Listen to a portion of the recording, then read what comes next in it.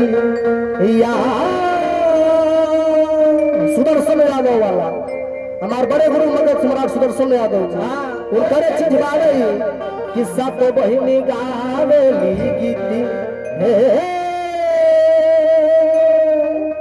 अरे से झूल रे झूल। लेकिन 15 से 20 साल के लड़की उल्टी पाला मार ली है सब अमाई के मंदिर में जाई है सब आ कही है सकी है सखी जाता नहीं भखरुआ मोड़ पर जाई है सखी हो आउ हो लोग कहे आउ लोग के कहे के तरीका हाय हाय हाय रंग में रहना है काहे जी अमरेंद्र जी रंग में हाय हाय हाय आउ हो लोग आई कि याद करो जहिया अरे तो कुमार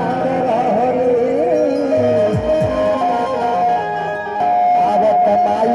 कारोबार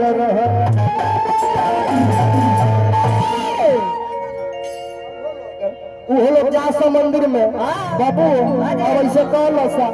कह सकी ए सखी का कही रे का कही जा सब मंदिर में कह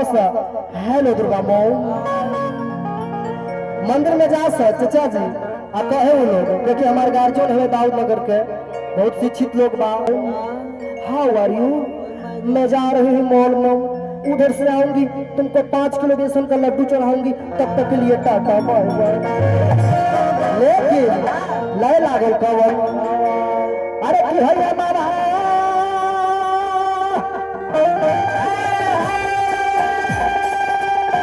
अरे है राजा हो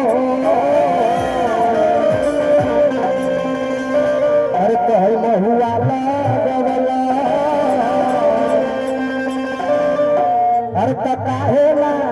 अरे काहे ना लगवला हे राजा हो अरे तहिनी मिया के देखिएगा औरंगाबाद जिला से रेल लाइन से हमने के चली आवा के गया जंक्शन पर खाड़ हो जाए काजल तनी अगर बढ़िया लागे भाई तो सब कहू बा और आपके क्षेत्र के लड़का है हसमुख चल ज्यादा दूर नहीं गोह प्रखंड में हरिगांव पड़ता हूँ पहाड़ा के पास कभी भी एकदम सेवा उपलब्ध है आपको।